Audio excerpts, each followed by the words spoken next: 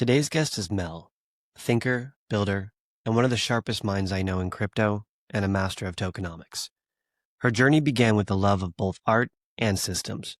Sparked as a teenager by the Surrealist Manifesto, that curiosity eventually led her into crypto, where she has spent more than a decade helping projects design resilient, decentralized systems. Along the way, she has worked with some of the biggest names in the world: Nike, Ralph Lauren, Sony Pictures, and more. But for me, Mel is more than just a systems thinker.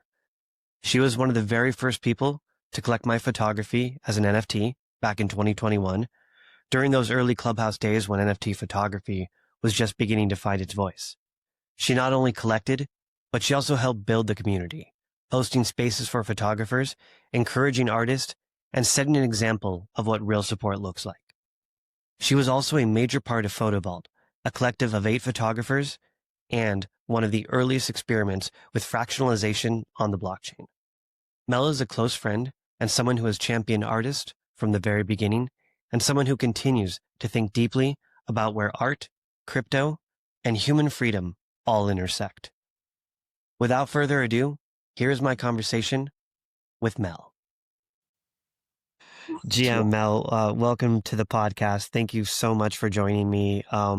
You've been such a huge advocate for artists, for crypto, for sovereignty. It is an absolute honor to have you on the podcast. Normally, I wouldn't just be like, hey, introduce yourself, but I really want to just have you introduce yourself, tell everyone who you are, and kind of just what you've done with the space, and we'll go from there. Okay. I work with companies, big and small, to help them design their systems architecture, um, specifically, obviously, with crypto technology. And I came into the ecosystem. Actually, my relationship with systems and goes all the way back. So when I was a teenager, probably around about the same time that I fell in love with art, I fell in love with systems. Um, and um, I was thinking about this yesterday, actually, because I knew we were going to have this conversation. And I was trying to pinpoint like when the moment was that I first fell in love with art, and also when the moment was when I first really got into thinking about how systems work. And it was both of them were actually because my art teacher at the time um, gave me the Surrealists Manifesto to read, which is like an awesome thing to do with us to a 16-year-old. It's all especially a messed up 16-year-old, right? If you haven't read the Surrealist Manifesto, I'd highly recommend going out and reading. It's a short thing, and it's essentially my 16-year-old read of that was that, oh, it's all made up. All of this, it's all made up. Someone made it all up. And you can just make up something else. And it can be anything. It can be as twisted as the melting clocks, and you can do, there's no rules. Like the rules are only the rules that we make. And this concept like kind of just broke my brain. I was like, oh, whoa, hang on a second. and I really dove. I mean, that just it's like sparked something in me. And I, ever since then, have spent a good portion of my time thinking about, learning about, and playing around with how the systems that we all live in work, and what would be, if it's possible for it to exist, the most ideal of those systems. And one of the ones that I came to, one of the, I guess, truths that I came to during that journey is that the only systems that work are complex, decentralized systems. And this was well before there was even like a kind of language like that around it. Like, this is before crypto existed. This is before, Bitcoin, before any of this. This was me looking at the world and saying, oh, the most beautiful and the most fundamental and the most elegant systems that exist in nature, and what they are is decentralized. Um, and if the more that something looks like or mimics the way nature works, the better it works for everything inside it. And um, and that was kind of so it's like this mindset that I came with. And so when I first came across um, crypto, actually my um, operations director in my old company introduced me to Bitcoin. It was very early Bitcoin miner, like full Bitcoin maxi house with rhinestones in their lounge room and just like the whole works. Um and I was like, this is cool, but I don't know what I can, like, it's not, you can't build anything with it. That was kind of my first response to it. I was running a startup at that time, and so I was like, blinkers on with that. And Yeah. then when I sold out of that company, he sent me the Ethereum white paper. And when I saw the Ethereum white paper, I was like, this is What the year was that? this was like literally not long after it was launched. So this is what, 2000 and it's like 14 or 15, yeah. Okay. Like just upon launch of it. And I was like, maybe it was earlier than that. I don't know. Disorientation of dates. We've been Um, crypto too long. and so I was just like, I'm um I'm like, this is it. This is the future. I'm all in on this. And it's probably earlier than that, actually. I'm just thinking now because it was not long after Levi was born, my son. And What was it about the um, white paper that it was the first time that I had seen something technical mirror, like something digital mirror the kind of way that complex systems work in nature. There was like a mirror of it. So in my mind, I was just like, oh, if you could mirror what happens in nature in the digital ecology, that changes everything. That gives every single person the opportunity for like complete independence, complete freedom, because you can't. There's like a kind of weight, like an energetic weight that happens in a properly decentralized system. Like it's like a flow. I know this sounds esoteric, but you can't, when you go against it, like you see this in nature, when you dam a river, it goes off to the sides and it goes around and it figures out a way and it comes back to itself. It comes back to the ocean, right? Because that's just the way the system works, right? And you can put all these blocks in the way, but there's too much uh, programming in the system for it to not figure out its way back to a decentralized form. And so there's something about this bottom layer being decentralized in the digital realm that to me was just like, oh, this is like the possibility that I think a lot of people dreamed of when they saw the internet, which was this um, global, emergent, invisible connective tissue that can't be owned, that can't be controlled, that can't be, that can't be used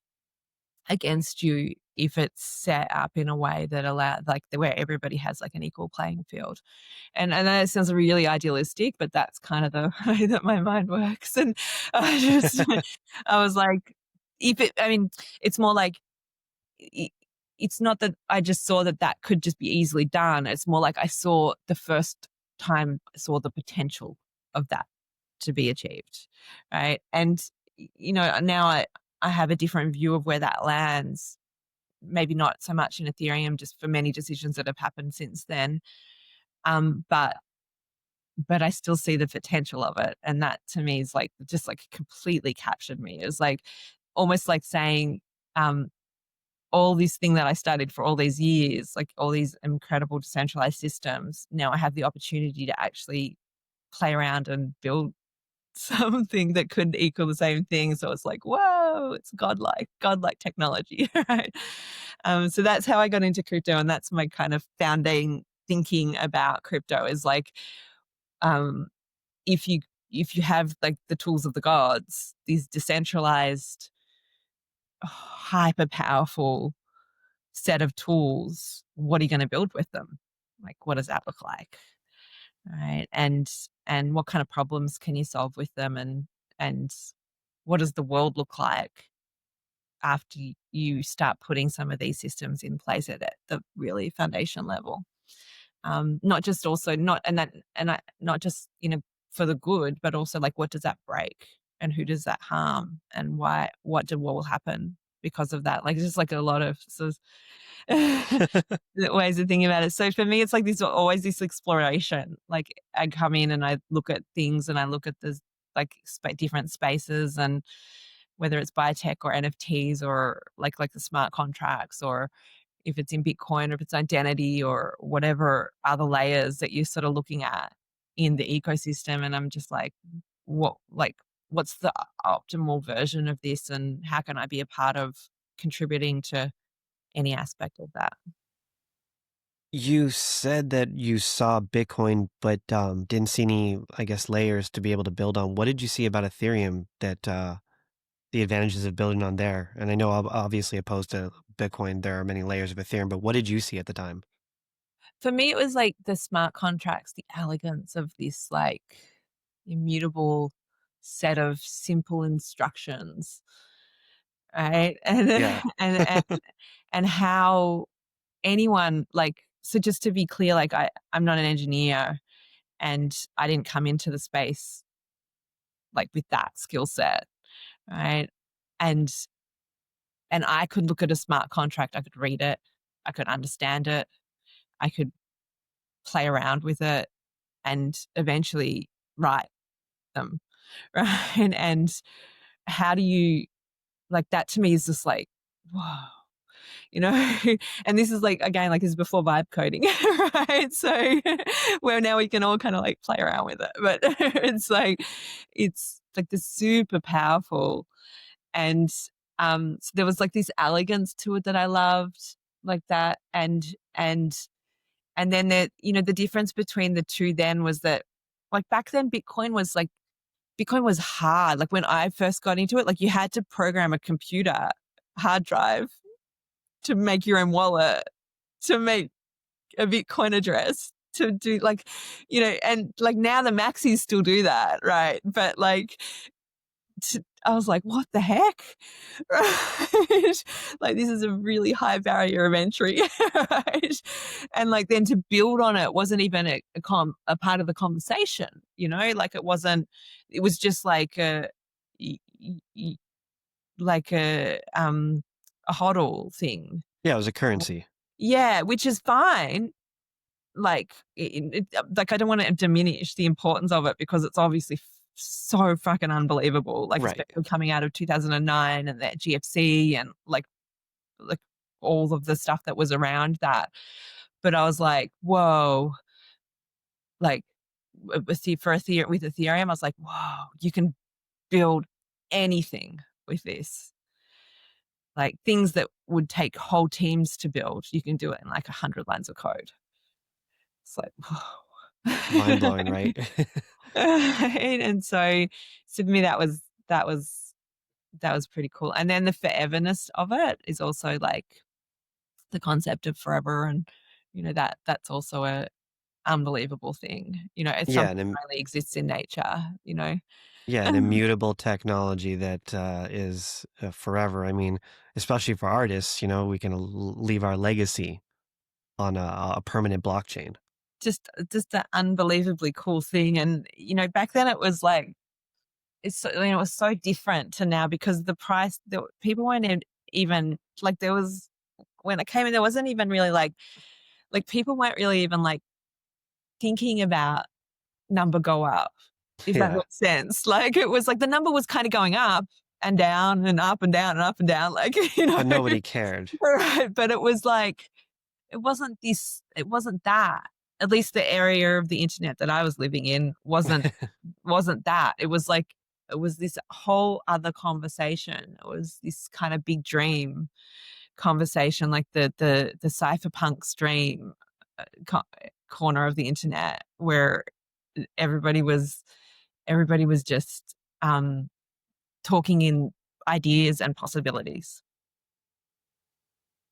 Was the idea of Bitcoin not only self-sovereignty, but you just kind of saw where, currencies, their unlimited printing, the idea, of just deflation. Did you think that Hmm.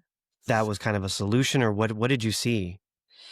When I really got, I had this business where um, I was trying to fix a complex system, and that was in the food space, in the organic food space. And I, um, what I learned in that process, in that business, was how you can, here's a better way to describe it.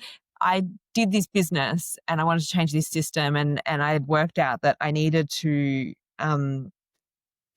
I wanted to make organic food more accessible in Australia. And I needed to do that. I needed to reduce the cost of organic food across the board by about 35% to achieve, for it to sit in a price point where it could be middle of the road, affordable for middle income kind of category. And Was there therefore, organic food before that?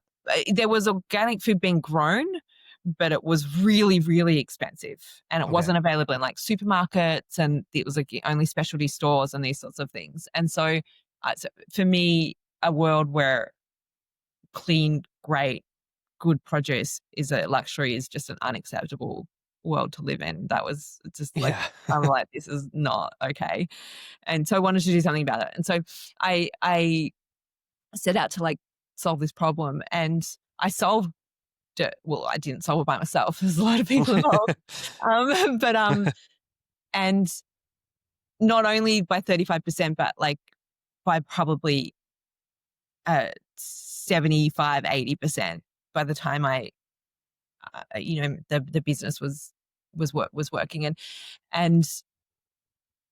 then, I sold out of that business, and at the end of that, and I was heartbroken. And it's a funny thing to say because it was ultimately very successful. It's the reason why there was organic food that got into the supermarkets in Australia. It's the reason why organic food was shipped internationally. Like there was like a huge success that came out of it for the industry, and really changed the shape of a lot of things.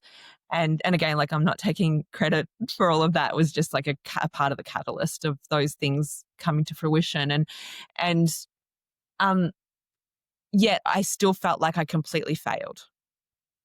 And because I looked at that change and I understood fundamentally how little of a difference it made, because there was this massive corrupt system above it and below it.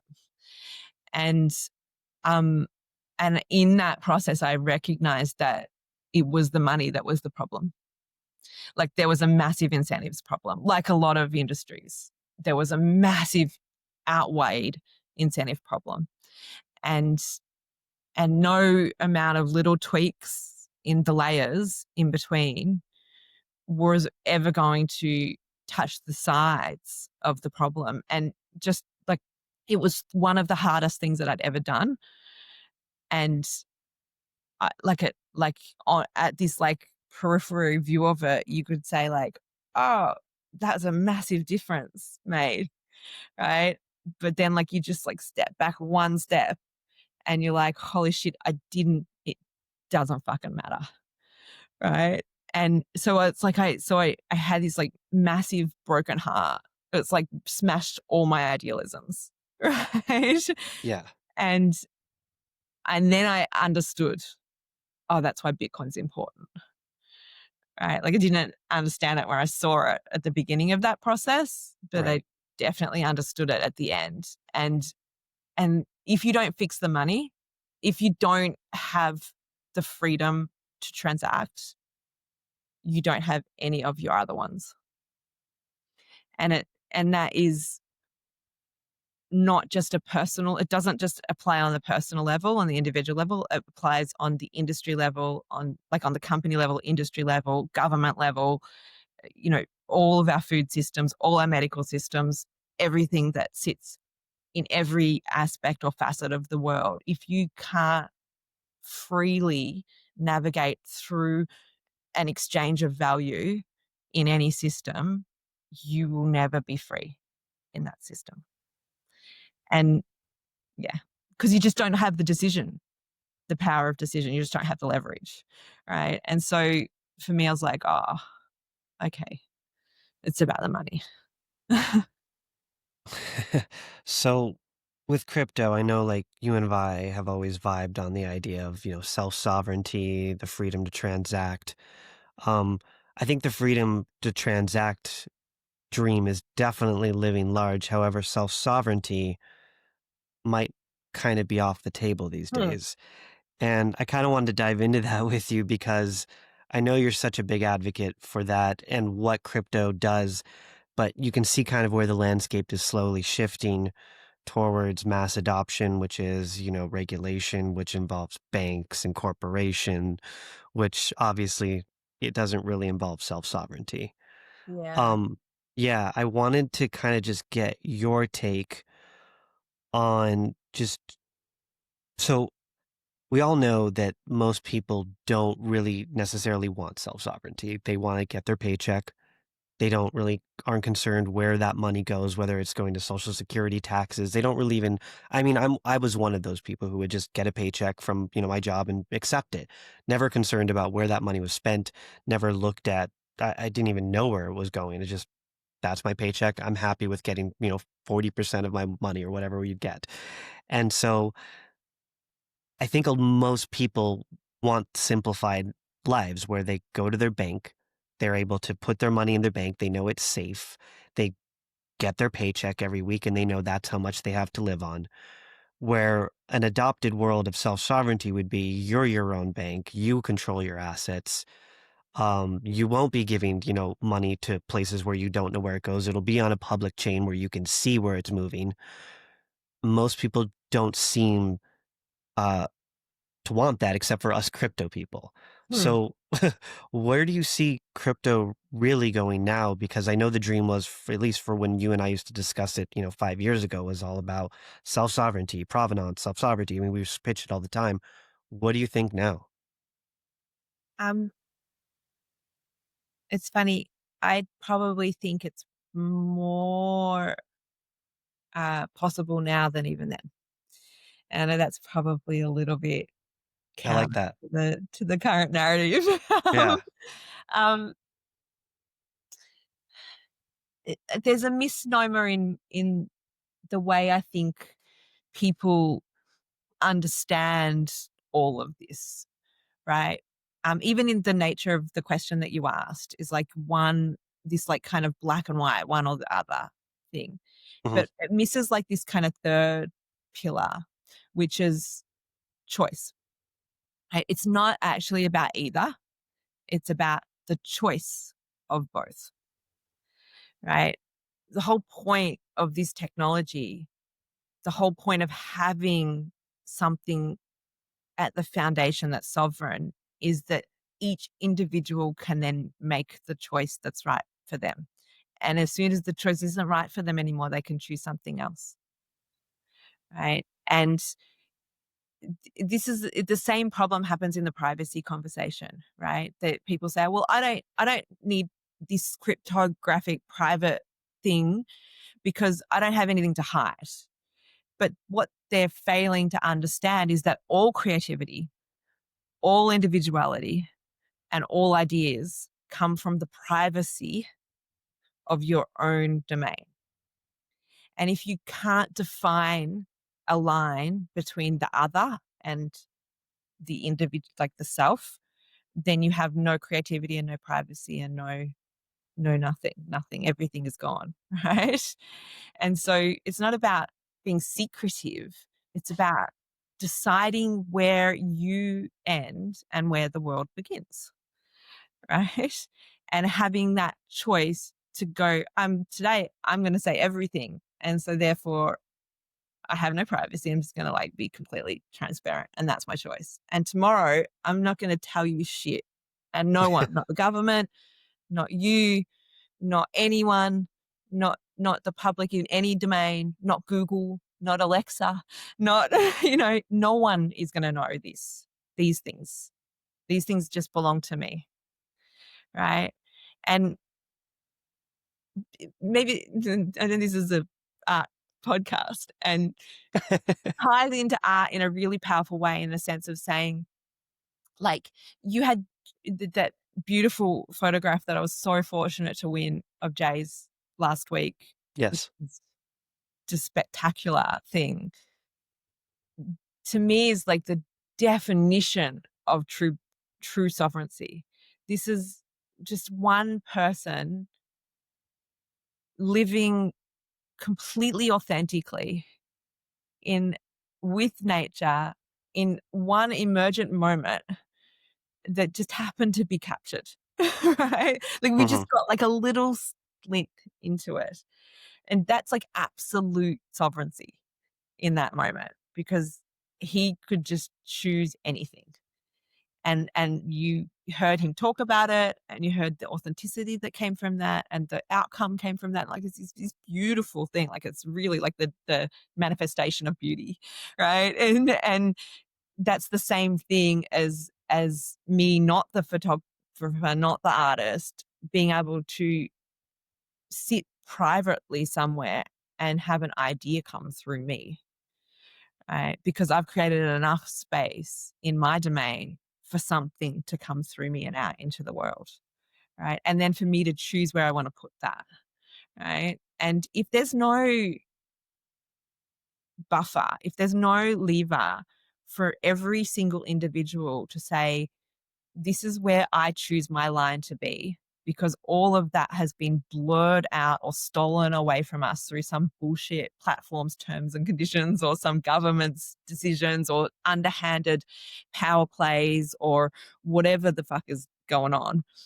If that's taken away, then we don't just lose like these like surface level things that people talk about, like the ability to send a text message to someone. We lose the ability to create, the ability to have a moment of your own, the ability to even understand yourself, to understand, to express yourself, to think, like it just to love even, right? Like these it's like these fundamental human things require these like boundaries. Like this is this is the fundamental ingredient of freedom. For freedom to exist, boundaries must also, right? And so you have to choose that choice. The choice is like where all of the advocacy lives. Right? And so when people think about I just want to bank with my bank, I want this simple thing, cool. But like if they start to steal your money out of your bank account or freeze your bank account, which is happening at an alarming rate, you should be able to instantly move it into something that is completely free of any system. You should, because it's your property, right? Hmm. It's it's a valuable representation of your creative output, right? Like if you go to a job, any job, even flipping burgers at McDonald's, and you get paid money in exchange for that time, that money is just a representation of your creative output that you use to flip the burgers in the restaurant, right? So it's your value, right? And so the reason why it's so hard for people to get their head around all of this stuff is because no one ever actually just talks about these fundamental things that everybody feels. Everybody talks about these lofty things like privacy and anti-government sentiment and fuck the system and like, but it's not any of that. It's just this: do you want to maintain the right to choose? So Jack Dorsey, I don't want to misquote him, but he was doing a speech and he said, "I'm no longer concerned about the freedom to speak. I'm concerned about the freedom to have will, the freedom to be able to create, to make your own decisions. Yeah, That's my biggest concern. What is being taken away from us right now?" yeah. Um, and I resonate with that so deeply because I feel like that kind of is your point. What do you think about the platforms that are doing that currently? Because obviously, like Instagram, Meta, they're stealing your information. We all know it's the most common apps that are taking information. What do you think about these platforms that are obviously doing this, um, and how we can, I guess, avoid it using crypto technology, blockchain? How can we how can we fix this? Because you're a solutions person. Yeah. And there are so many people that rely, and that's how you break, I think, away from the matrix, is you have to stop relying on these outside platforms to not give you validation, but to be able to give you a way of income. I mean, there are so many people that rely on their platforms with millions of followers, that could be taken away overnight because, of one mistake. And we've seen it happen countless times where someone's literal source of income through their 30 million followers all of a sudden is taken away overnight because of some simple mistake. How do we avoid these situations? Because I mean, there are so many creators that are, I hate to use the word, but enslaved by these platforms because they have no other way of getting around it because that's where the audience is. Crypto does seem to fix that, but what's the solution? Well, um, about let's say like 3 years ago, um, I for the same sort of similar things that you're talking about here, like I once the merge happened in Ethereum and it sort of stepped probably a little bit far outside of my own technical comfort reach of what decentralized, like achieving decentralization. And just to preface that, I don't hate Ethereum. I think Ethereum is a huge contributor to the ecosystem and really important for the whole scope of the technology, including for what's You own possible. a crypto punk. I know you don't hate Ethereum. Right. And but I was like, I felt, um, for me personally, that felt like a step in the wrong direction for the things that are important to me. And um, so I kind of actually went back to the drawing board and I started saying, well, what technologies anywhere in the whole ecosystem actually are stepping towards, the kinds of things that I want, like decentralized identity, which is kind of what you're talking about here. And one of the things that was very, very, very early then, like just coming up, was Nostr, which stands NOSTR, which stands for notes and other stuff transmitted by relays. And it's essentially using the same cryptographic key pair set that you use in Bitcoin or Lightning Mhm. um, as a decentralized identity and social graph that works anywhere on the internet. And um, you don't, it's kind of a funny, hard thing to describe to people, but you can actually everyone can just go and play with it because it's now works brilliantly. It's like very sophisticated now. You can just go on to primal.net, which is a social network, kind of, I guess, built on Nostr. And you can set yourself up with a set of keys, and they on Primal, you can, instead of liking people's posts, you can just zap them satoshis, um, That's cool. and pay and and send people, a fraction of a Bitcoin for their posts. But what's actually really cool about Nostr is that you get this key set, and anybody that follows like, let's say someone follows me on Nostr, I can exit Primal, which is an app, a company that's like a private platform, and take my entire social graph, so anybody that follows me, and start a blog, and still they can see everything I do. And I can go and start a website, and they can see everything that I do there too. So my follower graph comes with me wherever I go. So I can go. There's actually two apps in the App Store. One's called Demiris and one called Primal, and they're kind of essentially like Twitter clones, both of them. Um, Two completely separate platforms. So it's like, say, as separate as like Twitter and Blue Sky, right? But I can log in with my key in Primal and the same key in Demiris and see all my followers in exactly the same on both. So if someone follows me on Primal, I can see them in Demiris. And the same thing with thing, right? So, and it's remarkable. Like just to see that, just to see your follower graph come with you, like it's a sovereign thing, is a remarkable experience. So it's like the first thing that I would tell people, just go over and like register for Primal and get yourself a set of Nostr keys and have play around with it. The second thing is that what Nostr means when you go Nostr notes and other stuff transmitted on relays is that there's all these decentralized servers all around the world in the Nostr network, and your post is actually sent out to a whole host of those those servers, right? Mhm. And if one server bans you, it's still going to be on every other server. And you can even choose to pay a little bit and put it on a private, like a closed server, so that it can never be removed. And so you have sovereignty over your post. No one can take your post down. No single entity can take your post down. And you can even run your own servers and therefore never get taken down, right?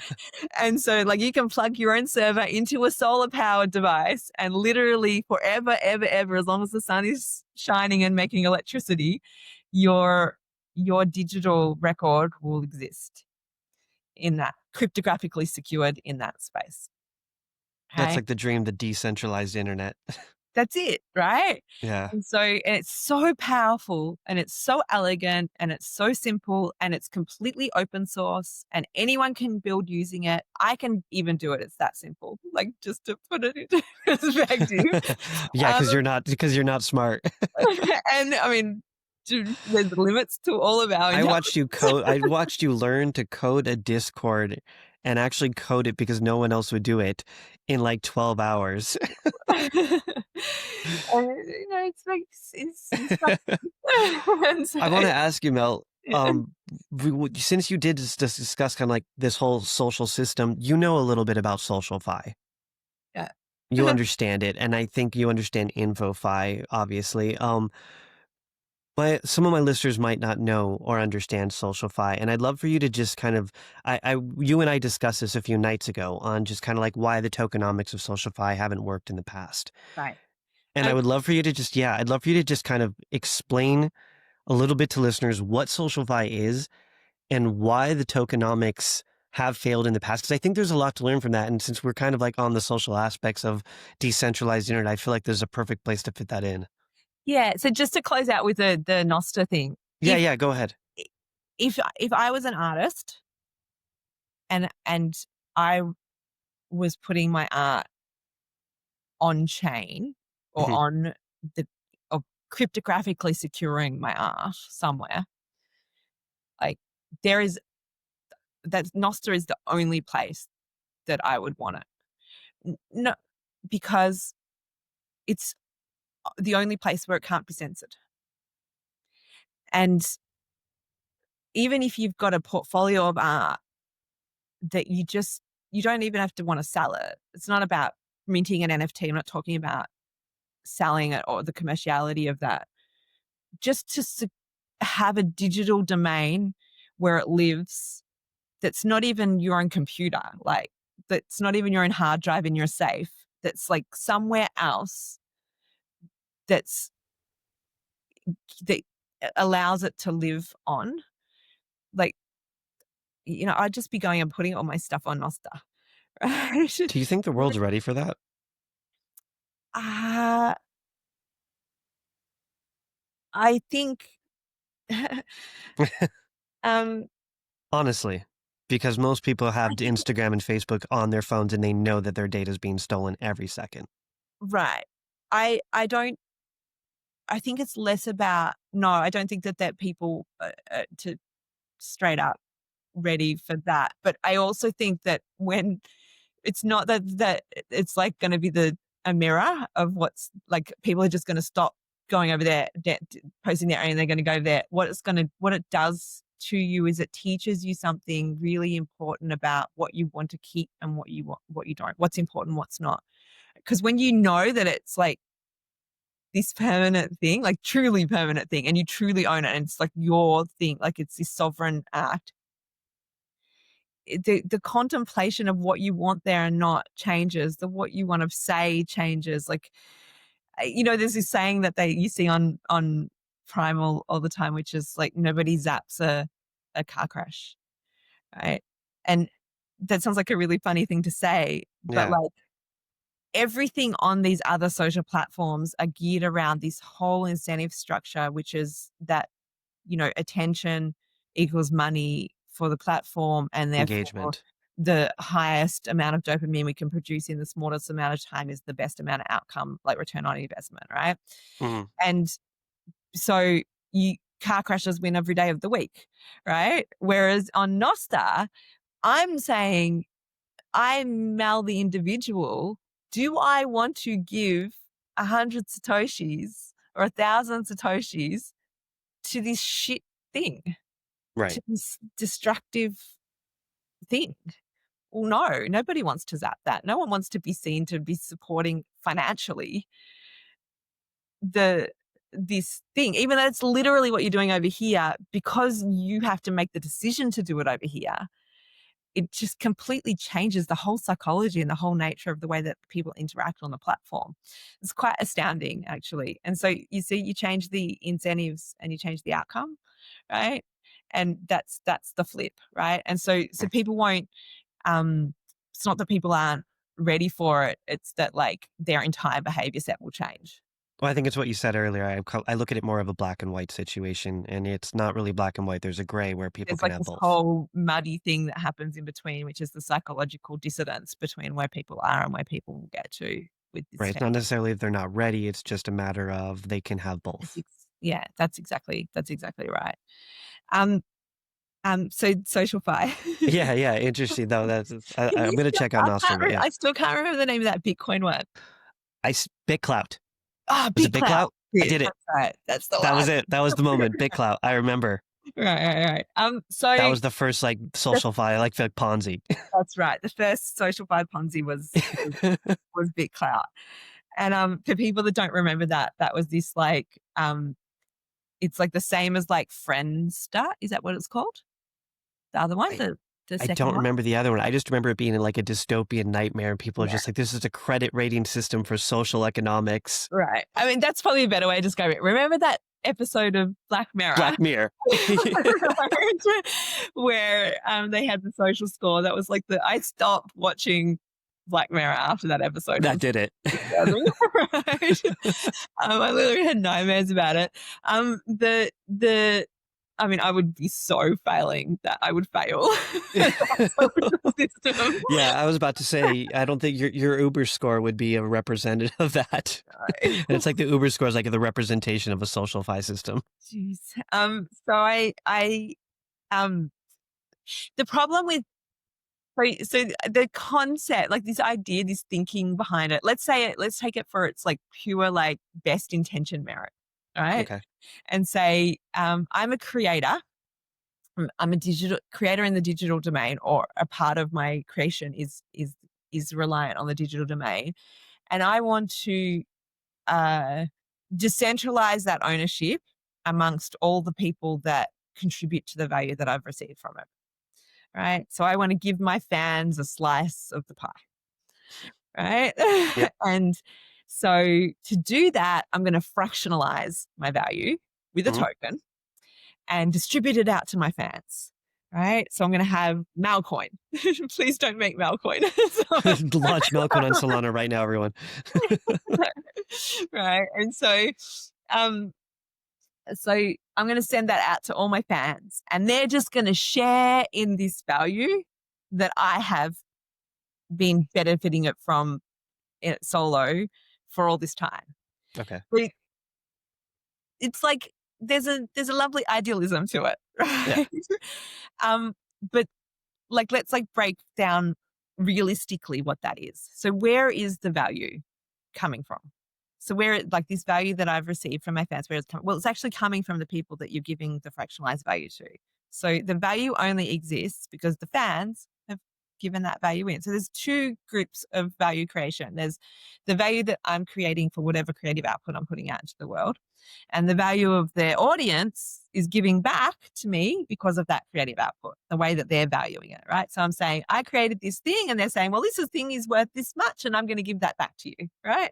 So there's like 2 points of value. So you've got like this linear one to the other. So it's kind of like ping pong. I create something of value, they give me value back. I create something of value, they give me value back. And with, so, and it's like this kind of like circle. So you're saying, I use the value that I've created in the world to create something. I send it out to my network. They get something out of it. And in exchange, they send me back some more value, which I then use to create something else to send back out. Like it's like this like loop, right? Yeah, it's like Mr. Beast. Right, right. And Yeah. so you've got like this kind of ping pong of value between the two parties, right? But in that value system, there's like this very clear line of ownership saying they're deriving value from outside, and it's coming into their world, and they're seeing the value that I'm creating, and they're giving me some of that value that they've created outside. So there's a third party value in that exchange that's unacknowledged, but is there. It's like where all the fans are getting their value from is for things that they create in the world that then they get value back from it, right? Whether it's flipping burgers or making art or whatever, it doesn't really matter, right? Right. Right. So they've got this value coming in, and then they're choosing to give a portion of that value to me over here. Right. So then we tokenize this system and we say, okay, now everybody's sharing the same pool of value. So the value that these people are creating now all of a sudden becomes also the value that they're receiving. So there's the fundamental flaw, right? Because you can't give and receive the same item of value. It's only exists once. Right. So all of a sudden it becomes extractive. So now you and me are fans of this Mal creator over here. Okay. And instead of being community members side by side, we're now competition, right? Because the value that you're giving is the potential value that I'm getting, and the vice versa, right? So my detention goes from just reciprocating the value that I feel like I'm receiving from the creator to competing to get any other value out of the community. Like you automatically switch your view, and it goes, which people in this community are going to give more value that I can extract from, because I now own a piece of this value. It's like mine too, right? And so they stop giving, I own now, so I've already given enough. So now I'm just Right. going to wait for everybody else to give so I can extract a little bit of return from that ownership, right? So it's gone from an act of just representing a supportive value of something that you would like, some kind of entertainment or thing, to actually feeling like you are owed a return of value, right? So it's changes, and everybody's felt this shift in a community when it's gone from being like, oh, it used to be this like fun thing, and then all of a sudden everybody's like fighting with each other. Like that's the NFT market. fundamental shift, right? That's Yeah, a yeah. psychological shift, right? Yep. But what it speaks to is this really important, funny little rule that happens when you have incentive programs. And it's like I call it like the triangle of value. So that if you have a incentive program that doesn't have at least 3 independent points of value, it will automatically become to eat itself. It will become extractive, right? So it'll just spiral downwards, right? Because it starts competing against itself. So it's like eating itself from the inside out, right? Right. Right. And so you have to have this third independent point of value. And this is, if the easiest way to think about this, which was what we were talking about the other day, is to look at a miles like frequent flyer mile programs, right? If in every frequent flyer program that you have, there's like you, the flyer, the airline, and the points that you make. But then there's this other third thing, which is credit cards, travel companies, hotel Yep. rewards, rental car things, like all these things, which is this completely independent. Like this is not the airline or the individual. These are third party things that sit in that triangle, because otherwise the airlines would just go broke from the points because they need at least a certain percentage of the people that earn points to take those points and to use them in a partner situation where the points only cost the airline a fraction of what they would cost if they were to redeem them in flights, right? Yeah. So that there's a value, a new kind of value that's put into the system that prevents that from being an extractive thing. So airline mile companies, like airlines, make money out of their mileage Yeah. programs through that, but from a number of perspectives. They make it psychologically because I am the consumer and all of a sudden I get a cheaper hotel just because I flew with my favorite airline, Hmm. right? And so I'm going to keep flying with my favorite airline because they give me better deals on my hotels, and I that's a brand loyalty thing, right? So they make a value there. The second part is that the deal that the airline makes with the hotel is that, if 1 point equals $1, they get, if it's exchanged with the hotel, it only costs the airline 20 cents or 10 cents, right? So instead of that point costing the airline $1, it costs them 10 cents, and therefore the 90 cents is their own profit in that point, right? So there's like this third pillar of value. If it doesn't exist, it will always fail. Like the system will always eat itself, right? Yeah. Even in Facebook and Instagram, the third pillar of value is the advertiser, right? Hmm. So there's always a third pillar of value, right? There's always a triangle in the systems that work. And so all social fi networks are void of a third pillar of value. So all of these systems, even the ones with the best possible intentions, will always become extractive and eat themselves, right? And this is part of the reason why meme coins also don't work, right? And the ones that do work, like for example, Squirrel, the squirrel one, Peanut, Yeah, right? yeah, yeah, yeah. Peanut. Oh, right? What was the difference between, say, Peanut and some other random meme point at that point? The third pillar of value was a social, political The memeonomics. meme, right? Yeah. Meme that had political power separate from the system that it was created in. Right. So that's the third pillar of value. It's a little bit more of a complex one than the ones that we're talking about, but it's definitely a third pillar of value. Right. And so, Right. so all of these social networks, all of these social systems, all meme coins, all creator coins, unless they have a third pillar value, they will fail. Let me give you another example that everybody knows. Pudgy Penguin, Great right? example. Yeah, with Luca. Just, I mean, Luca's awesome. And everybody should be paying attention to what he's doing because he's paving a path for how you turn some of these projects that had a lot of potential into actual real world Can you outcomes. say what Luca did and just, I mean, he bought Punchy Penguins, just kind of go into the history because most people probably Sure. don't know. Sure. So Pudgy Penguins was a NFT project from 2021, 22 or Yeah, something. yeah. Yeah, I Right. remember. Yeah. Around the Bored Ape, like all of those sorts of ones, Cool Cats, like it was kind of like same time as Cool Cats kind of Yep. thing.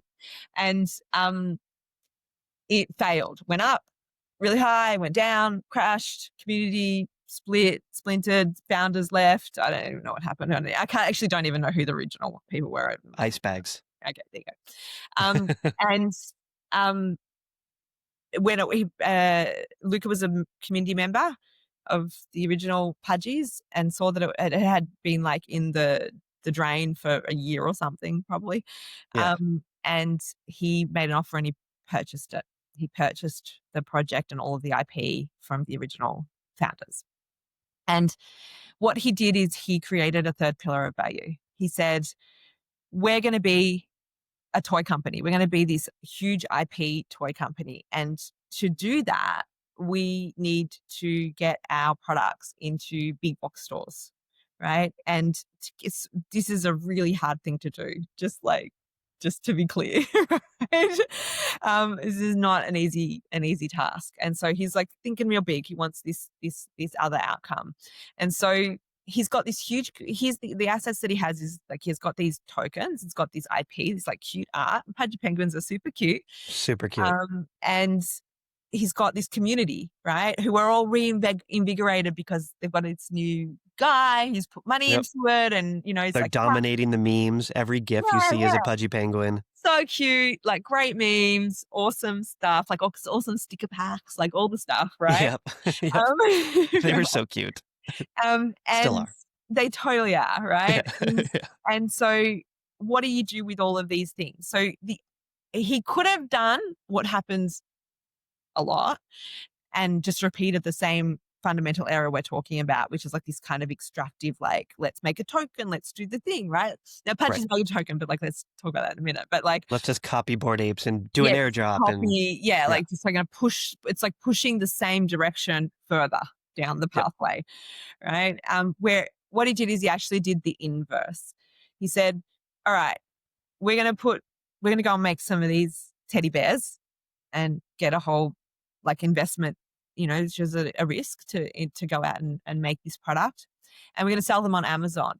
But to win on Amazon, what you need to be is like on the front page, right? In your category. Right. And so like you need to be the top rated product in your category.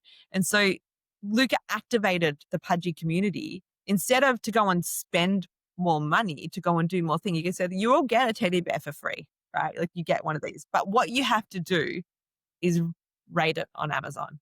You have to claim your teddy bear and you have to rate it. I mean, maybe it was $1. I actually don't know the particular logistics of Yeah, I that. don't know any of it. Yeah. Right? Or maybe it was with the delivery fee or something, like they had a discount code or something like that. But Okay. rate it. And so then you've got like this community of like 5,000 members, let's say, all like bombarding Amazon with like, these are the best pudgy teddy bears ever. This is the cutest thing ever. My child loves this. Like, it's the best thing in the world. And they were like, it is. It's cute. Like, it's All right. they're not lying, right? And so all of a sudden, Pudgy Penguins becomes the top rated toy product on Amazon, right? Which is a massive category to win in, right? And then Walmart comes knocking and says, come put your top rated product in our stores. And then all of a sudden you have this massive third pillar of revenue that's not the token, it's not the community, but it directly benefits both. Because what happens when the business starts working, which is exactly what happened with Pudgy, is everybody's like, well, I want to be a part of this. And they go and buy the token and the NFT price goes up and it's like now the highest valued NFT in the market, I think. Like Yeah. outside of I like mean, it's up there. CryptoPunks, Yeah. right? Like of one of these kind of 2021 era projects. It's like, I don't know what the price is now, Definitely one of the most bullish communities. but it's Definitely a like, blue chip. yeah, it's and it's maintained its value through a bear market, right? Which is remarkable, right? And so, and then it just rolls on. Like now they've got merch and products Pengu and everywhere and like things, and then they launched a token.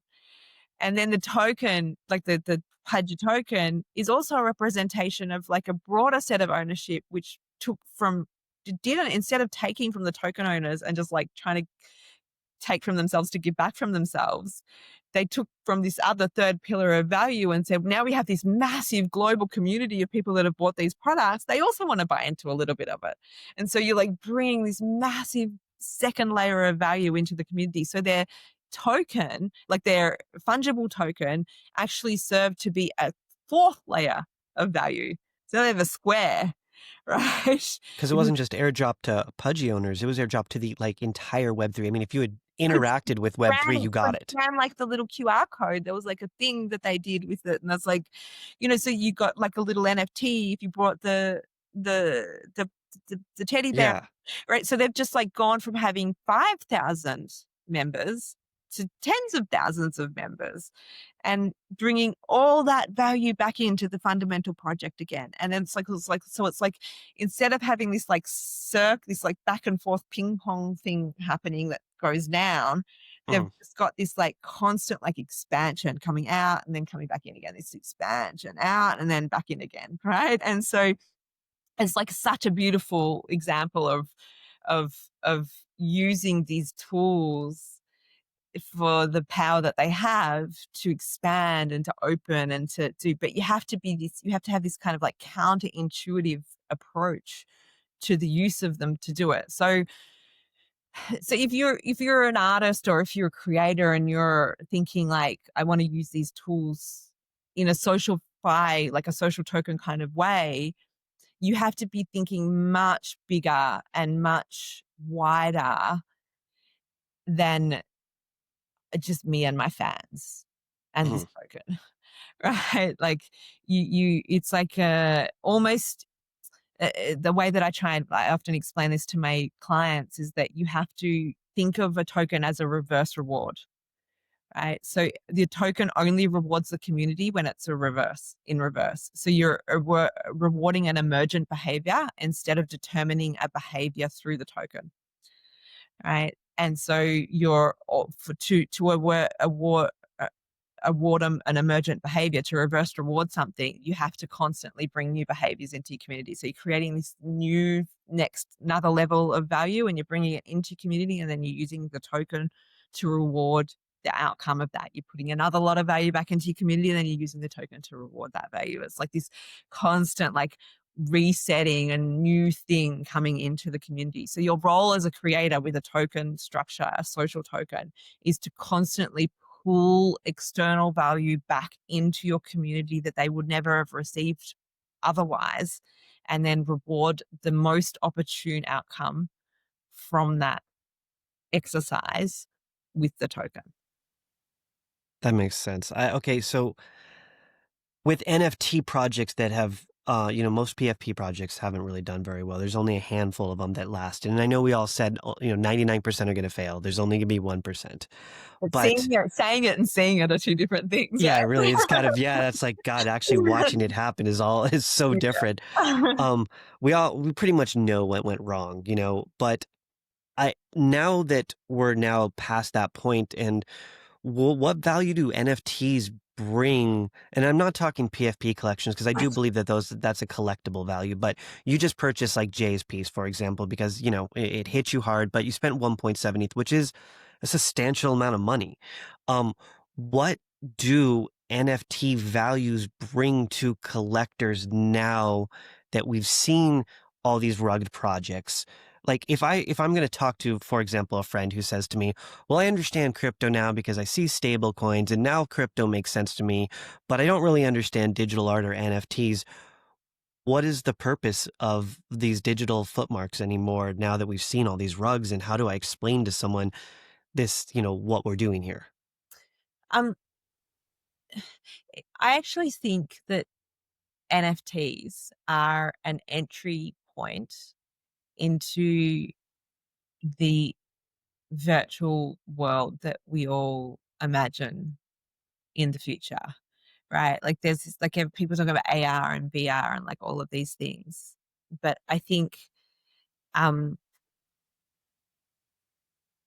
these little tokens of ownership, especially art, and it's part of the reason I think art probably came first in this, art and property and something of intangible, significant, valuable value, um, like something that represents that value, is it's like the first step into a fully like blurred line between the digital and the physical world, right? And so it's not like the end game, it's like the first step. Right? It's like the bridge, if that makes sense. And so I look at it like,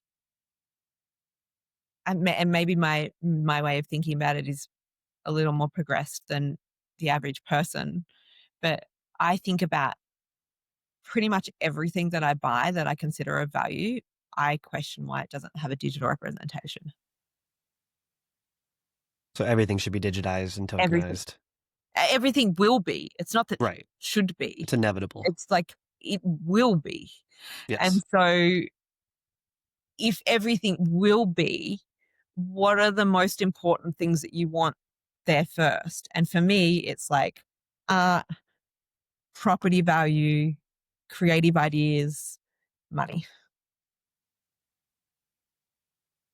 And what, as an NFT, because I know that it's almost like become like a bad word to say NFT. It's like you have to say digital art, right? But what I think like you bought a piece. What value does that bring to you now? I know you say that everything eventually should be digitized and tokenized, and you see it as the future, but right now it's not. So is it just, well, what brought you to purchase? Because you haven't purchased like a lot of photography lately, and I kind of just want to know like what made you. Was it Jay's story? And I know that kind of hits you hard. What is it? What is it to make you continue to invest in NFTs? Um, I mean, as an aside, I actually have continued to buy various bits of art here and Secretly, there I didn't secretly. know about it either. Yeah. I'm like one of your close friends, and I don't even know about it. um, so that so I mean, I've bought art before I came into crypto, and I'll continue to buy art always because art is like a um for me personally, um the I can't even imagine my life without art. It's, David White's a poet. He has this thing that he says, which is, um, poetry gives us permission to say the things that we can't say in normal conversation. And I think art is the same. Like, it's like what Jay captured in that photo that captivated me. I mean, I had my eyes welled up when I first saw it. Like it completely captivated me. And then I heard him talk about it. And even now, like I'm talking to you about it and my eyes well up because it captivated me. Right. And because he captured, it's like he captured, if you could bottle sincerity, he got it. He did it in that one photo. Mhm. And I can feel it when I look at it. And I have that in, like, if I look at the world for me, again, this is going to be super esoteric because I'm like a super weirdo when I think about things like this. But if I look at the world as all this energy, right? And I, somehow I feel like that beautiful sincerity chose me and I have it like living in my domain across all of these layers of the world in the digital, like in this ethery, ether space, like this kind of like space that floats around us. Yeah. Yeah, I have it coming to my house in a hard copy version. Like he's going to send me this print of this thing. Mhm. I, like I have it in this like pixelized version when I look at it on my computer or on my phone. Like it's like it permeates through all of these areas of my world now. And that's what it means to me when I have it in all of these things. The digital has this capacity to capture and represent parts of the esoteric world that we've never been able to capture before. And that's what that is. And it's like this permanent thing. And there's this permanent, no, like I don't I'll delude myself that I have like this magic power of like that I'm going to just own everything forever. It's not that I will have that forever. It's that forever there will be a mark that like was transferred through me and through my life at that moment. And it was an important moment for me for a lot of reasons. And it just was like, oh, this is the realest, most beautiful thing that could have come through my path at that moment. And there's like this little mark in the world that's just permanently there that says that actually happened. I think it's a really beautiful way to look at it because I think what you're basically saying is that the art is eternal. You know, it lasts forever for you, but you're just the custodian of it at the moment. You know, it's going to last forever on the blockchain in the world, but you're the custodian. You're just holding on to it. Like we were you, last yesterday. We, I was just, I'm not sure if people know this yet or not, but I am now the custodian of your picture of the lightning, which is fucking unbelievable. Makes me so happy. So almost a year ago to the day, like not even joking, like it's like maybe a week or so before this, I was sitting in my house in the beach and there's this big wall. There's no art in the house. There's a new house and there's no art in the house. Yeah. And there's this like big wall. And I was like, what goes there? What goes there? What like what can live on this wall? Right. And there's only one wall because there's like the curves in the house and it's like it's not, and it's very minimal on purpose because it's overlooking the water and the water is the art, right? It's a And beautiful nature is wall. the art Yeah. in this place. And so there's just one wall. And the only thing that I could see in my mind when I asked this question is the incoming, like an incoming storm, like a storm with lightning. This is all I wanted on this wall. And I've been there many times in the year in between. And every time I walk into the room, I look at that wall and I'm like, that's where the lightning picture is going to go. And I just, so, it's like, and then you took this, like you showed this picture, like Messi's picture. I was like, oh my God, like this is the one. And it's not just my house. And so I sent a message to my ex-husband and was like, what do you think about this picture? Because I'm thinking this is the picture. Right? And he's like, oh my God, it's like absolutely perfect. And so like that, like again, it's like this is what art does. Like good art, it's like it exists even before it happens. It's like it has this place in the world, and it's like the world's calling it in to wherever it's supposed to be. And yeah. I woke up to the text at like 4, 3 a.m. or whatever, and Jamie, wake up. Mel wants to buy my art. I was so stoked because I was just like, I've always wanted to get like, oh, you've bought all my editions, you bought my book, you've always supported my photography, obviously, but I always wanted to give you like, like an actual piece that you connected with, and it makes me so happy that you connected with this piece. It's like Keith has a piece that he connects with. All my friends like own these pieces that they connect with, and it does make me happy because my art was always intended for me to just take it, put it on my wall. It's for me. And when I get to share it with the world and someone like cries or someone gets affected by that, I never intended for that to happen. But when it does happen, it hits me so much harder than just putting it on my wall. Oh, And yeah, it really like, thank you for obviously texting me. That was a beautiful way to wake up. there's this like whole, one of the things that you hear in like, I call it like motivational YouTube, right? Like all the like bullshitters, let's say, that Yeah.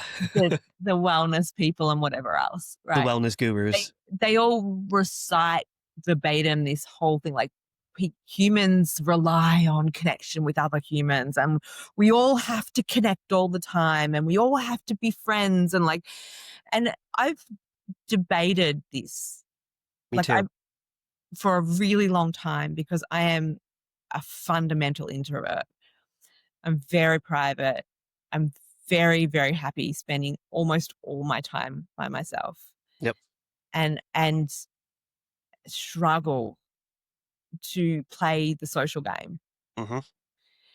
And so I've always like questioned this whole thing. And one of the questions that I was asking myself over the last couple of years has been, if often if an idea or like a meme persists for a really long time, it's because there's a truth in it.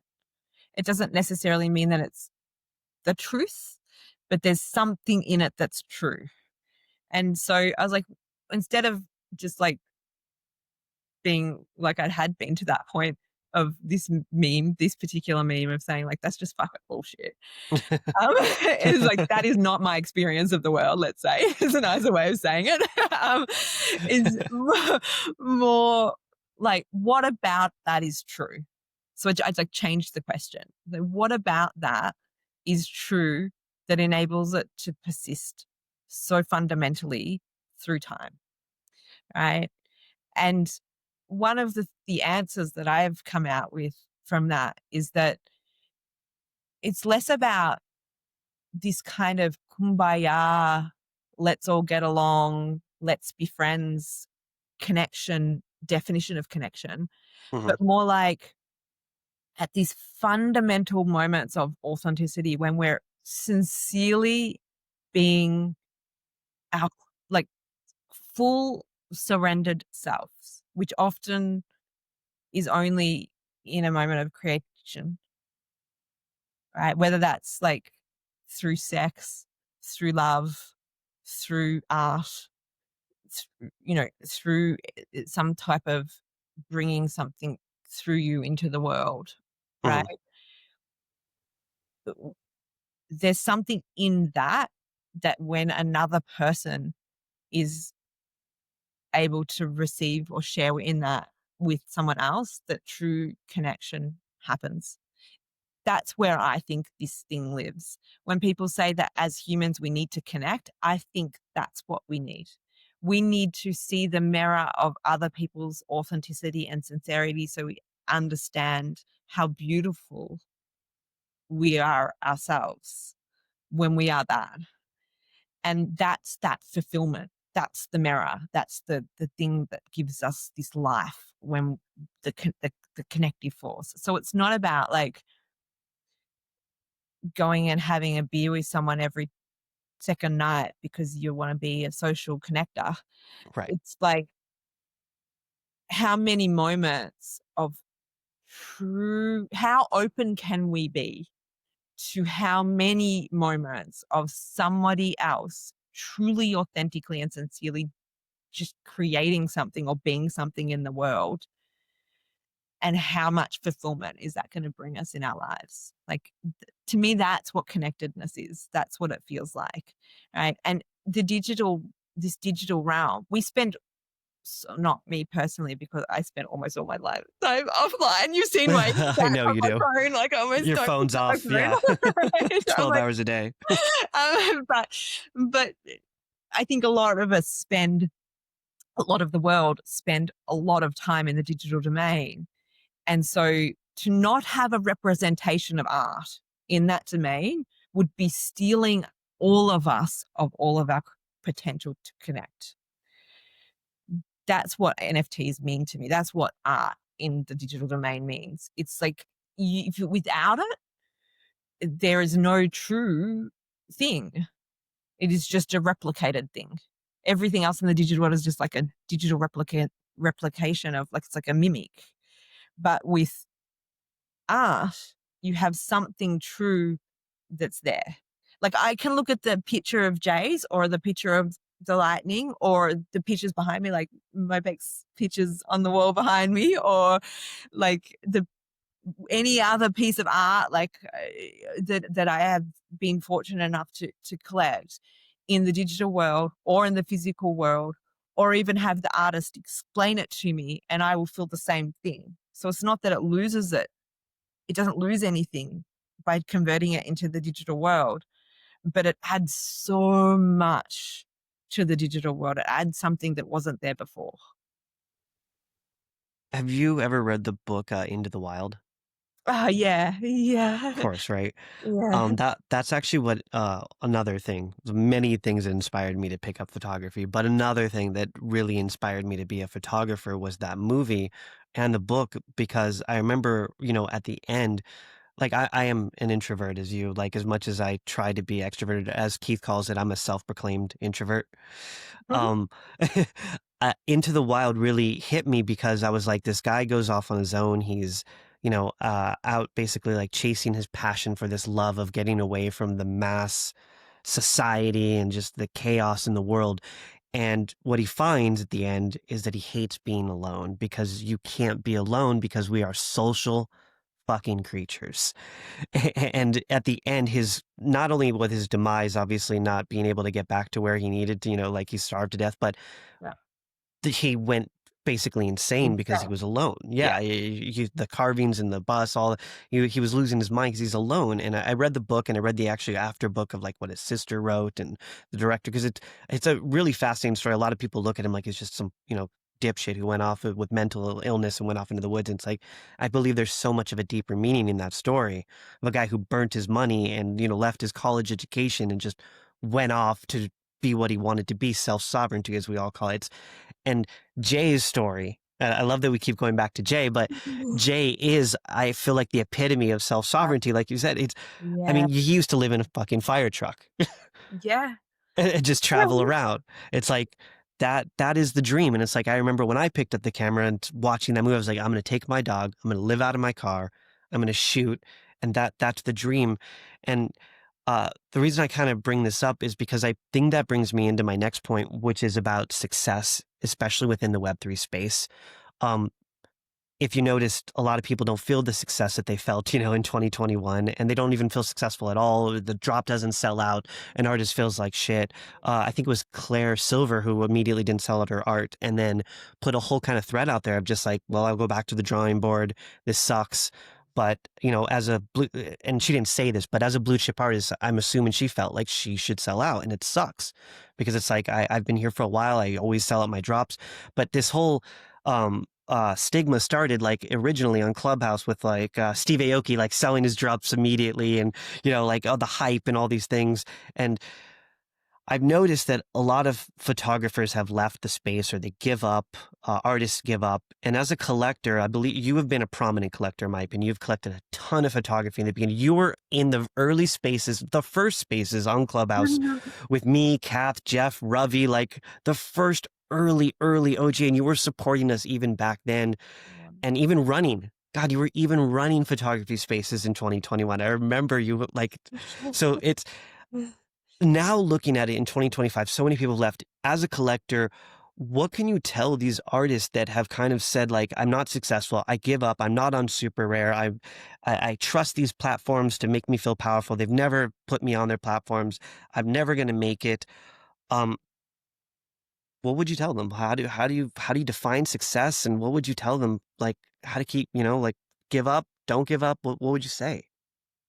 Um, so in since I came into the crypto ecosystem, which is like, you know, more than a decade, um, I've done about I've worked on about, I think it's like 50 something projects, and of that, about 40 something of them were projects that I designed.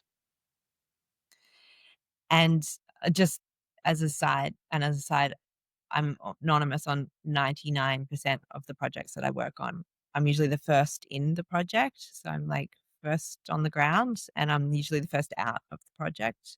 And often the projects manifest into something completely different than what I designed, because it's what happens when you go in first and you just do this very fundamental kind of system structure. Then the builders come in and they build what they can from that base, right? So um but I would say, if I was to be hyper, if I was to put it on a metrics of the success, like the standard success metrics, like the way the artists are measuring themselves, like how much money, how much recognition did these things get, I would say that 98% of my projects failed, Wow. right? So if that's the metrics we're working on, then we're all fucking failures, right? So, um, Oh wow, that's so so let beautifully put. It's so well articulated. so then what's the metrics, right? And so I don't consider myself a failure. In fact, I feel overwhelmed by the opportunity that I've had to succeed. And so my successes come from coming into this space non-technical, knowing nothing, and then somehow ending up on my absolute own terms, including like random, you know, anonymity and like absolute own terms, pure freedom to create really on the edge of technology. And I've done it for more than 10 years. And it's paid my bills sometimes. And it's given me 10 years of freedom, of creative freedom. And in I can't imagine a more successful life. Right.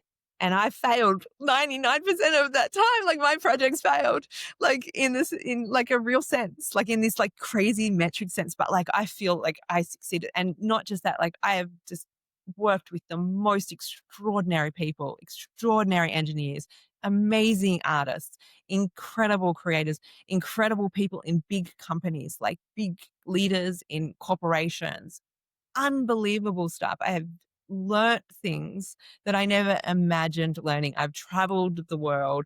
I've like, what the fuck? Like, what a life, right?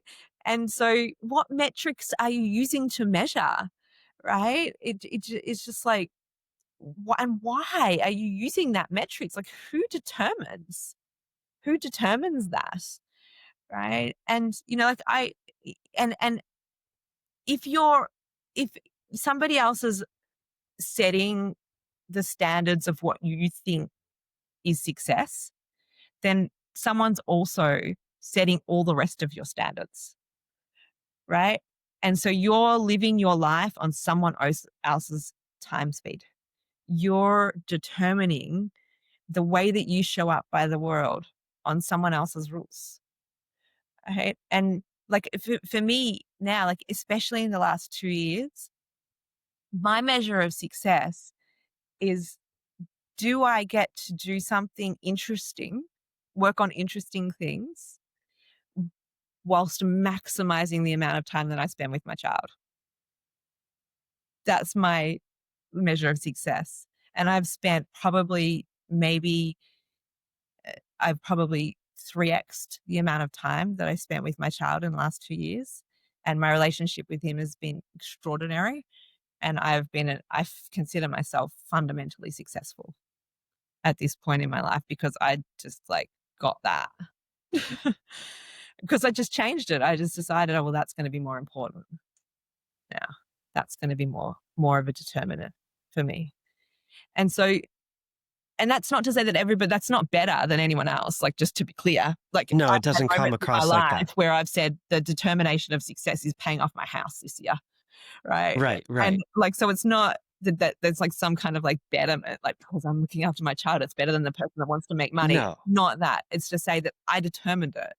you're saying you want to maximize your time, and that's what I get from that. Right. Right. And so if you're an artist and you're getting the thing that you're the most driven or determined by is somebody else's definition of what success is supposed to look like for you, then maybe the reason you're not succeeding is because you're actually not being authentic enough to create real art in the first place. Hmm. Because you've got to go back and ask yourself these big questions where you're telling yourself the truth about the things that are bringing you outside of yourself so far that you can't actually even be authentic enough to let the art come through you. Right? Why are you creating in the first place? What is your Yeah, intention? but or like why? What if what comes out of you? Like if this is the hard thing of being an artist or being someone that creates something in the first place is like your role is to make space for this thing to come through you, Hmm. right? And that's hard because everything's coming at you, Yeah, right? of course.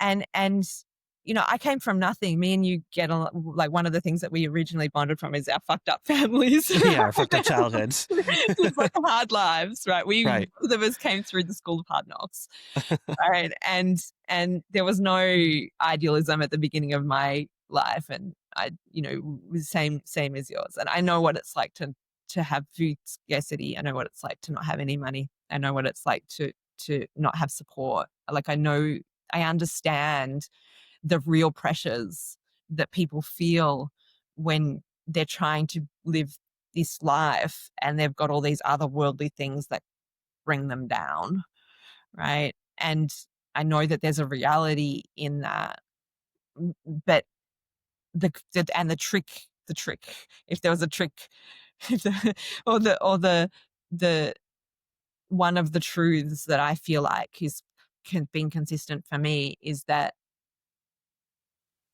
you even though it's really hard, you have to continue to just make space so that the creativity can come through you, and everything else somehow sort of takes care of itself. I'm going to go a little deeper and ask one more question about your creations, because you've done a lot of creating within the Web3 space. Um, you did that entire, basically like crypto documentary, I mean, explanation, tutorial. Mhm, You did an Audible in 2021, which I downloaded, beautiful Audible. mhm. That was kind of like the crypto introduction. And then you went into the most recent one, which was like the tokenomics, and just like explaining decentralized space. Um, when you dove into all these projects as a creator, how did you get over your fear of screaming into the unknown? Yeah, into the abyss without being heard and knowing that you might be creating without anybody listening. Because I know there are so many people that create. I mean, there are so many talented people within our space. As you know, you've collected so much art. So, how does a creator overcome that fear, that anxiety, that stress? There's so many things involved in knowing that you might put something out there that not necessarily is a failure, but you might be screaming into the abyss. And I think like you can talk on that. Um, how I do it, and this might not be the same for everyone or anyone, but this is just kind of what's worked for me. Um, I I probably put into the world maybe 5% of what I create. And I spend the rest of my time writing poetry, writing essays, blogs, um, drawing out infrastructures and architecture plans that never go in, like I never show to anyone. And so what that discipline does for me is is it just makes everything for me, right? Like it's like I my reward comes from the relief that I feel when it's just outside of me, right? So if I'm thinking about something and I'm thinking about or there's some idea comes through me and I'm like, oh my God, like that's something new, or I could see that differently, or there's something in there, or like there's an architecture there, or there's an opinion that I have about this thing over here. And so I just write it as if I'd want to put it out, like in the best possible way that I can to put it out to the world. Like I write it, things I edit them, like as if I would be publishing them, and then I just don't. And by doing many of those, when I actually do put something out, it just no longer matters anymore if no one reads it, because it's like the same as what I would have done if I no one read it really. Is it like 'Cause- closure? sorry. Is it like closure? It's like that. It's like I get this sense of like, it's like, um,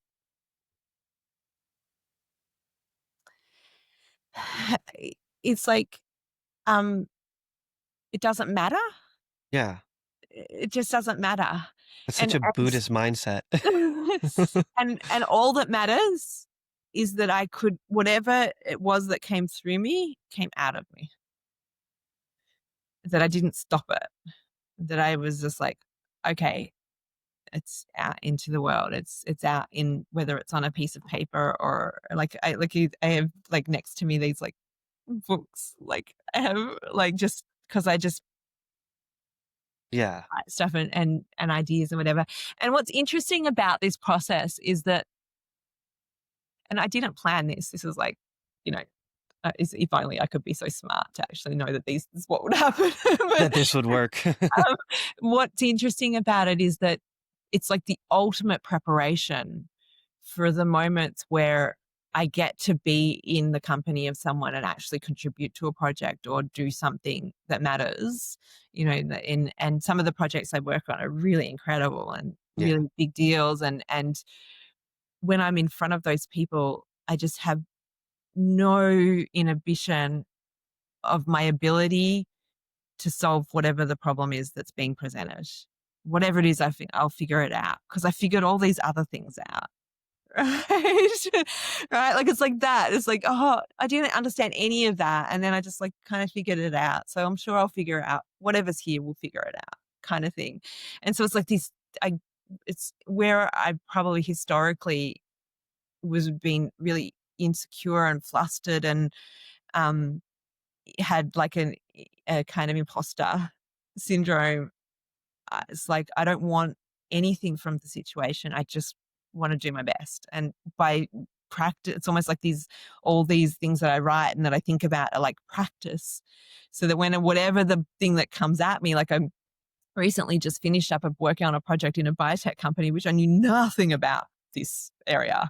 And and it was my first project that I built to design an architecture using purely Bitcoin technology. So Nostr and Lightning and Spark and like these really incredible things that are merging in Bitcoin. So it was a very new way of thinking about a project. But I had spent 2 years reading and writing about all these things and not sharing it with anyone. And I sat in front of this client and I just knew stuff. I was like surprised myself. Like they would ask me a question, I'll be like, oh, it's like this, and you can do it like this, and maybe I was like, oh, that's right, I know this stuff. And so it's like this preparation like that. So that's for me, it's like that's the practice.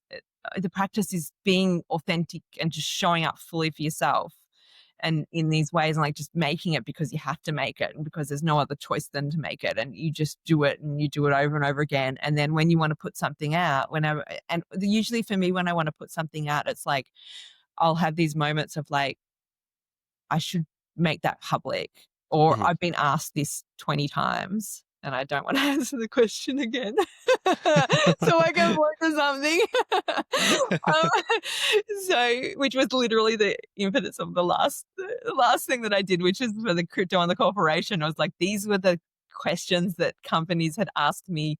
Maybe I've been asked maybe 100 times.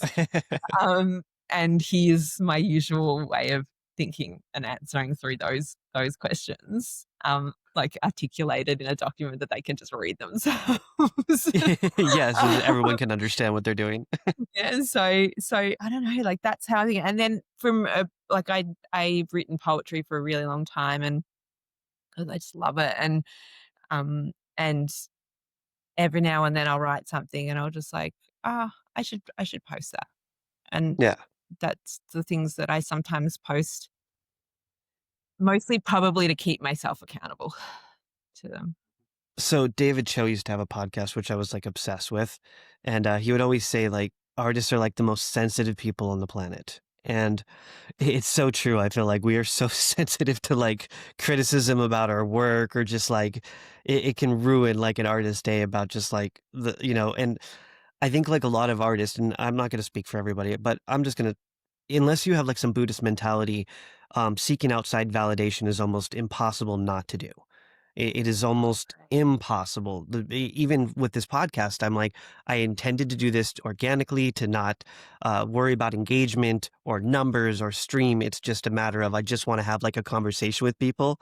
And then I can't check myself like Yeah. looking at the stream numbers and the metrics. I'm like, how many You're streams like, did I get today? how many This outside validation that I know I need, and it's sickening that I have to be like, there's a truth in that, and that's enough. Like what you just said, that's enough. Do you see how it like just dissolves a little bit when you say yeah, it like that? Because yeah, that's enough. Because it's not that you shouldn't feel these things. It's that if they determine your life, like if they run your life, then you've got a problem. But if you see it for what it is and you're like, oh, and then you're like, yeah. it's so bad. I'll just like check it. I'll be like, no, don't look at the metrics. But I'm just like wondering, like, what would you tell like other artists that are? I mean, I feel like in a sense, what you've done like with your work, we've talked a lot like intimately about your work and how you feel about posting it and things like that. And I do feel like you're somewhat of a masterclass of how you've just kind of said, I don't give a shit. I'm going to post it out into the world. Whatever happens, happens kind of thing. What would you tell like others on how to kind of just, I'm not saying overcome outside validation because I believe that's impossible, but like, and I'm going to give an example right now, which is the Christie's situation. Right.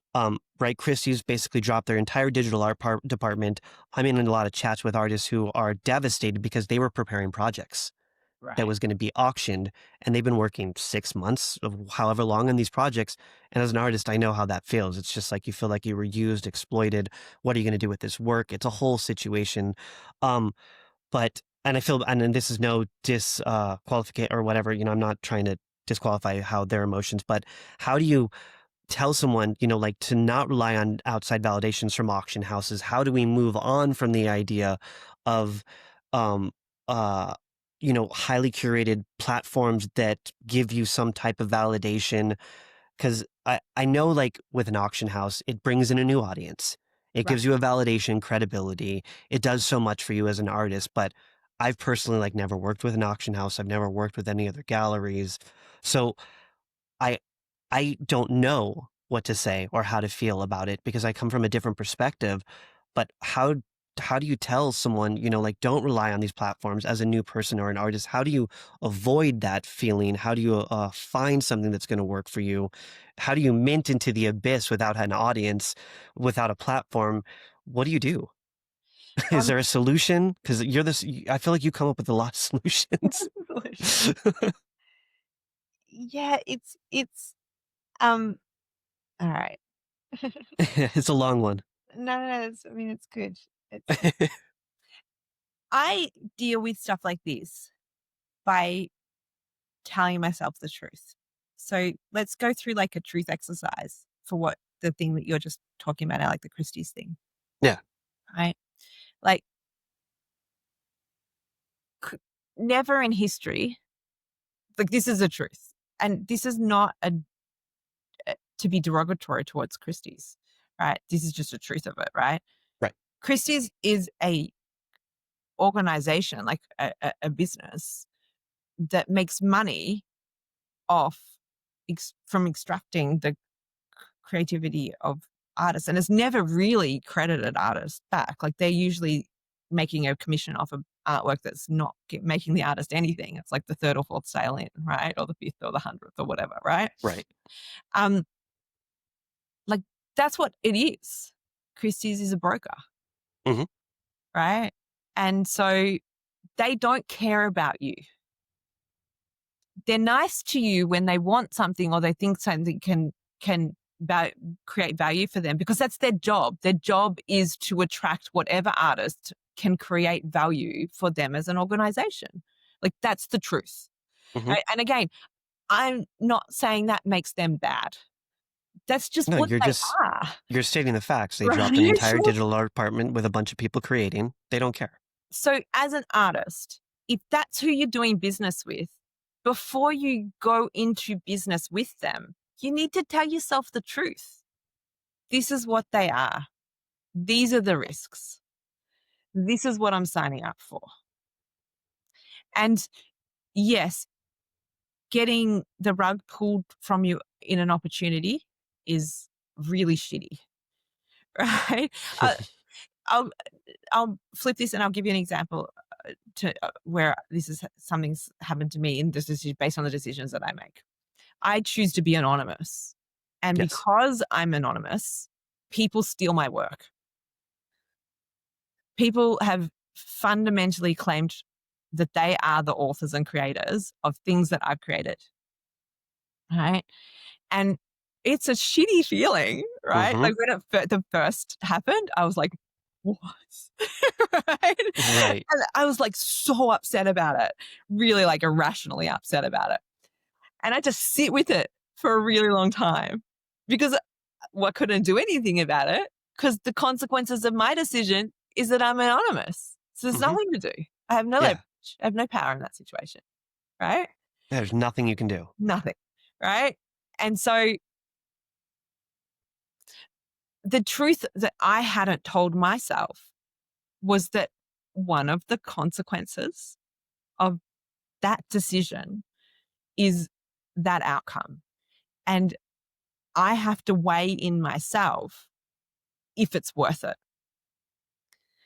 And if I think it's more important and more valuable to have privacy than recognition, that's the decision I'm making. right?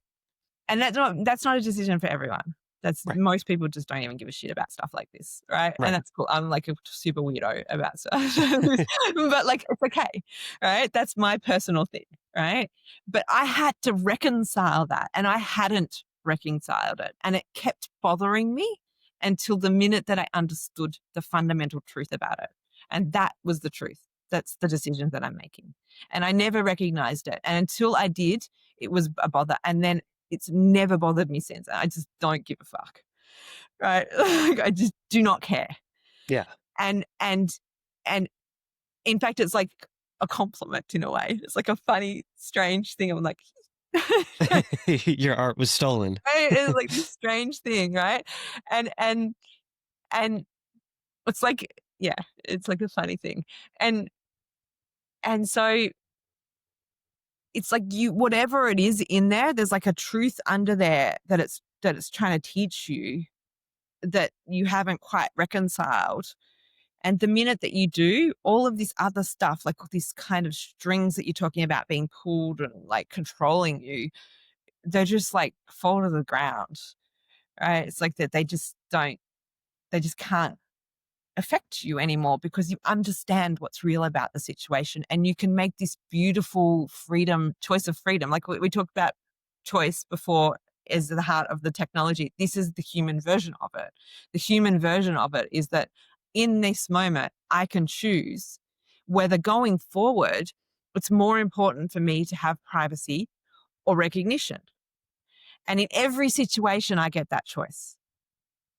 Right. And as an artist, you can say, is this opportunity the potential for me to create under this banner or in these conditions more important to me than the risk of it not coming to fruition or not working or not getting accredited or whatever it is, not selling or whatever the thing is? Is it more important for me to get this piece of artwork out into the world and for it to exist and do whatever it's supposed to do in the world? And that might be like X Copy or Beeple, who didn't sell a fucking thing for 10 years. And Mm. then all of a sudden they're like the artists, Right. right?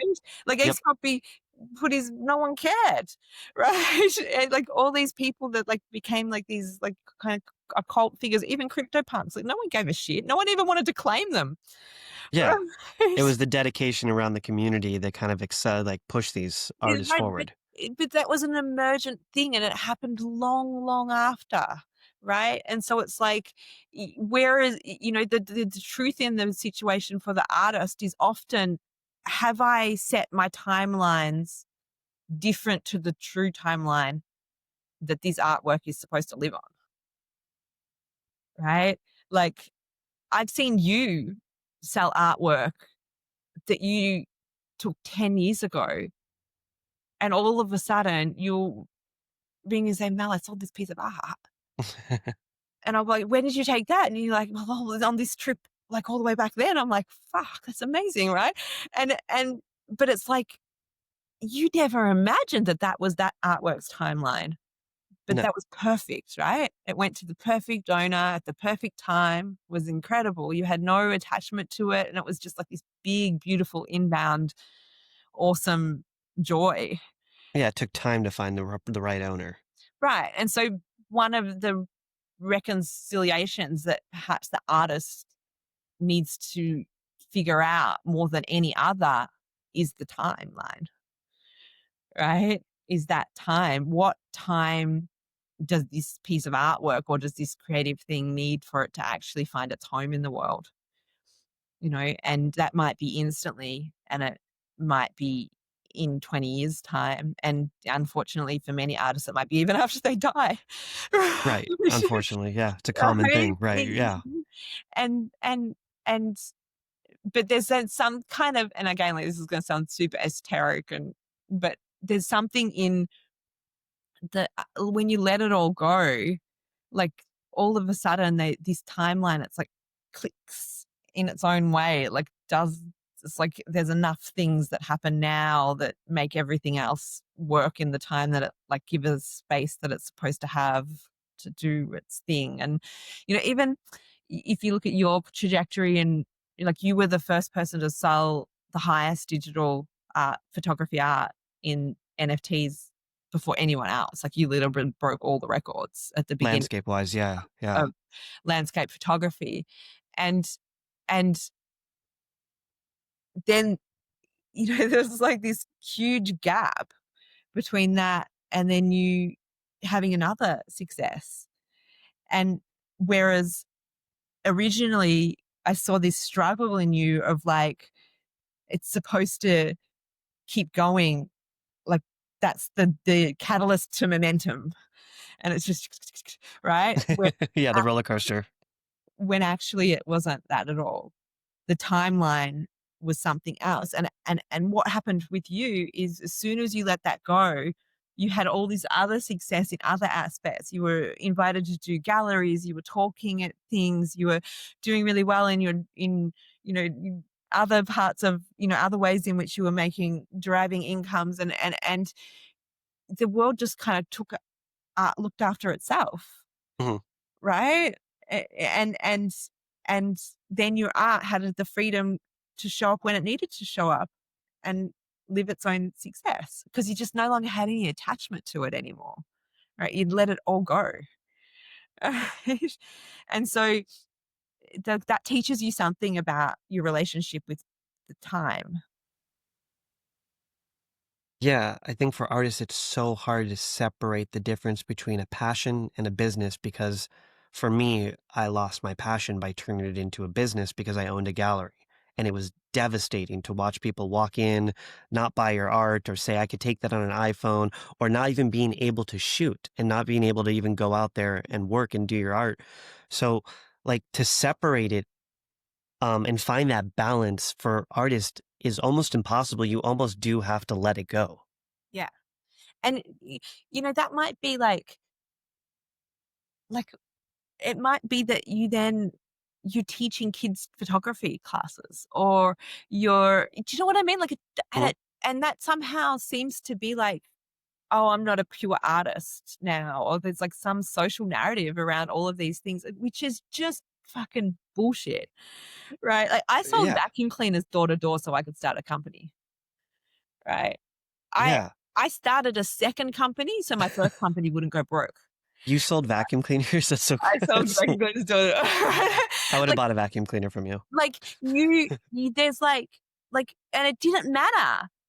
What mattered to me was I just do whatever I needed to do to get by so that so this my thing that I wanted to create could survive, could thrive. Right? Yeah. Like, I didn't give a shit.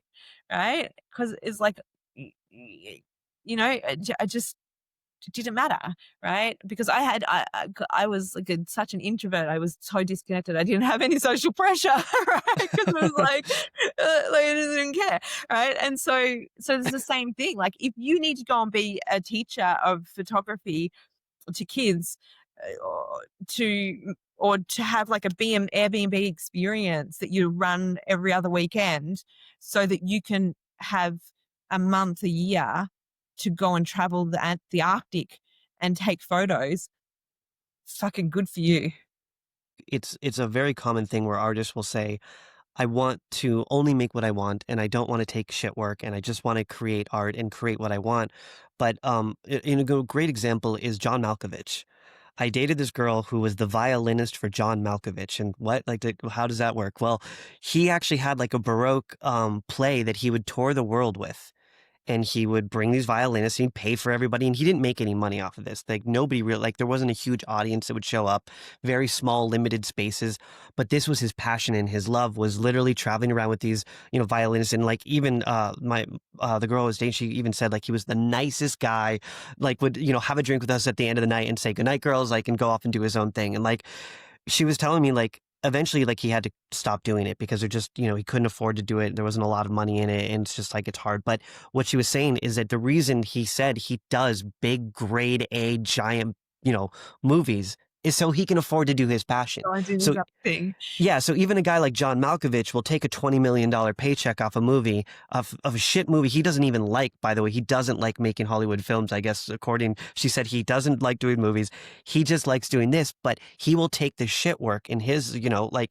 to be able to do his passion. Yeah. Yeah. And even grade A listers will do this. Yeah.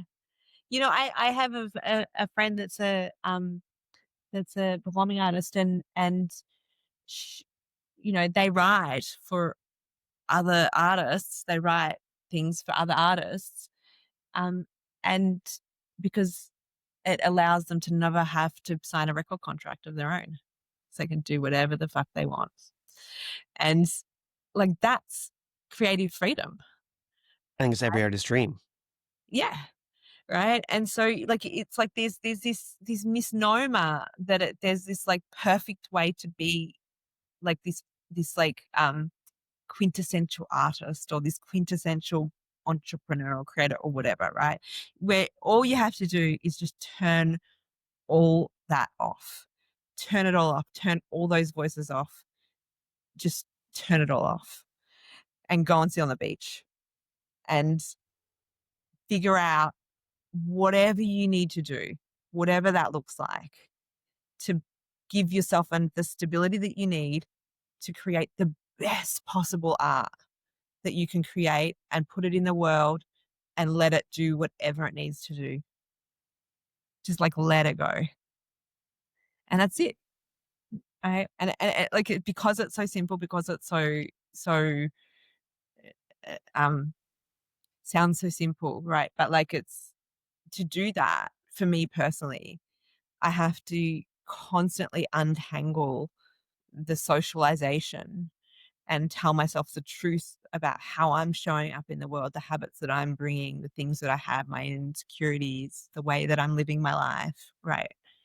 And be real and be prepared to be on the edge of society in the sense that um my the things that I think and the things that I accept to be true are often confrontational in the normal, and just to be okay with that. That is probably one of the most beautiful ways to close out this podcast. That's like the great quote at the end. Mhm. If we were filming a biopic right now, that's the documentary right there. That's a really, really, really good way to put it. Um, one more question that I want to ask you because my wife Jamie actually wanted to ask you this. We love Jamie. What do Yeah. you see in your future as a builder? Huh. Well, um, I think the thing I think I will, especially after the last project that I've worked on in Bitcoin, I think I just have less and less space for things that don't meet some of these basic uh, fundamental decentralized principles that are really important to me. And so, I think that, I'm seeing myself work on push the bounds of those things more and more. And, um, which means the pool of things that I will want to work on gets smaller and smaller. Which is sorry, which is the irony. um, but that's where I see it. I'm really excited about a lot of stuff that I see being built. And I love how vibrant the open source ecosystem is becoming because of the introduction of vibe coding and AI and things because a lot of people that would have historically perhaps advocated for building things open source and decentralized that didn't necessarily have the true skill set to do that before finding that skill set through these new tools.